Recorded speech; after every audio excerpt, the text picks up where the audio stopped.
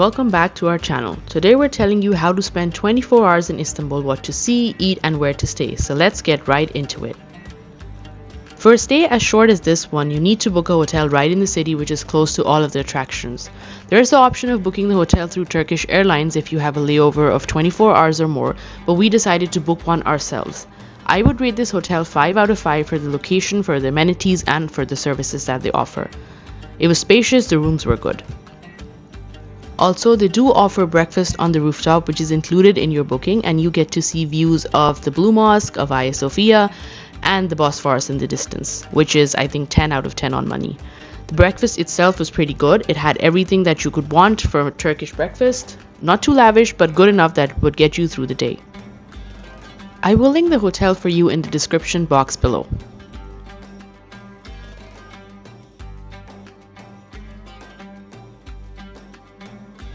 This hotel is located in the Sultan Ahmet district, so when you get out and cross the road you can find a tram stop right on the main road, which you can use to access the city. But if you cross the road furthermore, you can access the Sultan Ahmet Park and make way to your next stops. The thing I like about the Sultan Ahmet Park is if you stand right in the middle, on your right hand side you can see the Blue Mosque and on your left side you can see the Hagia Sophia. They're both walking distance away from each other. But we'll make our first stop to the Blue Mosque itself, so let's go. The Blue Mosque was built between 1609 and 1616 by Sultan Ahmed I to restore Ottoman grandeur after military setbacks. The mosque suffered damage and was rebuilt in the 400s and then burned again in about 530 AD. The current building dates from about that time. Built on the site of the former Byzantine Emperor's palace, it directly faces the Hagia Sophia. The nickname Blue Mosque comes from the more than 20,000 handmade ceramic tiles in shades of blue and green that adorn the internal, featuring floral patterns like tulips and lilies. The mosque was famously built with 6 minarets, which was highly controversial at the time, as it equaled the number at the Masjid al-Haram in Mecca. Today, the Blue Mosque is a UNESCO World Heritage Site and a major tourist attraction in Istanbul.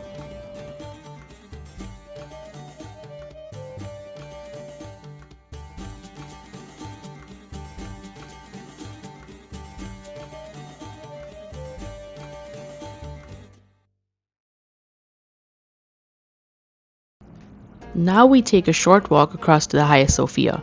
You can buy your tickets through Get Your Guide, the link to which I have shared in the description below. Try to go earlier in the morning to avoid crowds and lineups for the tickets. Also note that if you have your ticket from Get Your Guide, you will still have to get the QR code from the app scan at the ticket office to get the actual tickets. Walk through this tunnel and find cats along the way like they own the place, and then make your way to the inside of the building. Hagia Sophia is a masterpiece of Byzantine architecture, completed in 537 AD by Emperor Justinian I as the world's largest cathedral. It served as an Orthodox church for nearly 1,000 years and was converted into an Ottoman mosque in 1453, then a museum in 1935, and reconverted into a mosque just recently in 2020. It is a UNESCO World Heritage Site, showcasing a unique blend of Christian mosaics and Islamic art.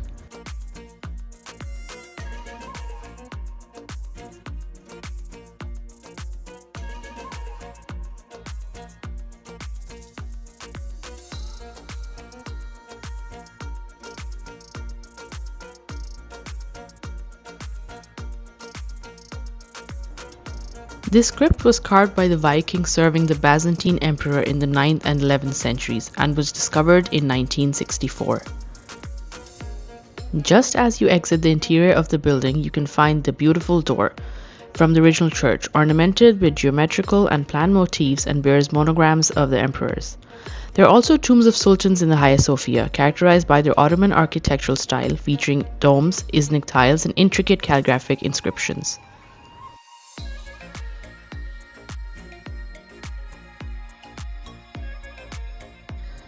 The Hagia Sophia is not just one of the oldest surviving buildings in Istanbul, but also one of the first large-scale domed buildings in the world. Its remarkable dome spans over 100 feet. Hagia Sophia that you see today is actually the third building constructed on the same site. The first two, built in the 4th and 5th centuries, were destroyed during riots.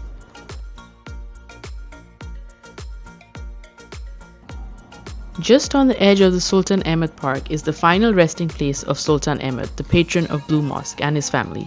The main doorway is decorated with inlaid ivory, mother of pearl, and tortoise shell, and the interior with exquisite Iznik tiles alongside finely crafted Ottoman woodwork, hand-painted decorations, and elegant calligraphy.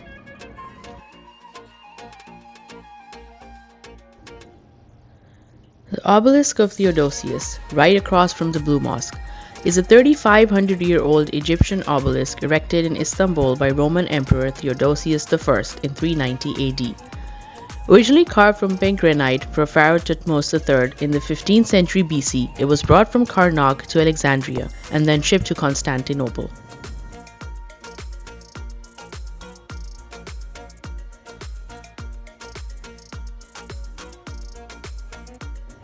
Next to the obelisk is the Serpent Column, which was built to commemorate the Greeks who fought and defeated the Persian Empire at the Battle of Plataea in 479 BC. The serpent head of the 8-meter high column remained intact until the end of the 17th century.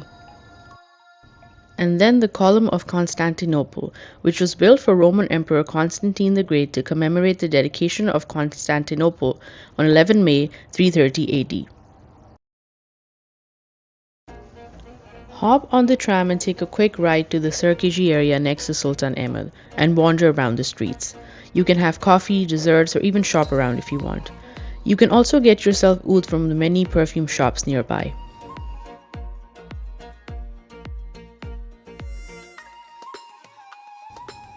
Then head to Hafiz Mustafa, Istanbul's historic confectioner founded in 1864 during the reign of Sultan Abdulaziz. Started as a producer of rock candy, today they're famous for their traditional Turkish sweets, including Turkish delight, baklava, and pudding. And of course, Turkish tea.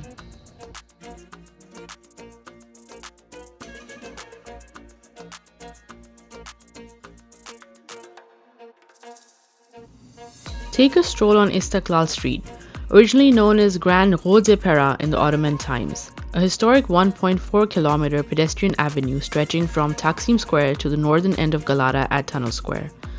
Developed as a European-influenced hub for diplomats and merchants in the 19th century, it was renamed Istiklal, meaning independence, in 1923 to celebrate the Turkish Republic. It is a great place to have food, desserts, coffee, and buy souvenirs.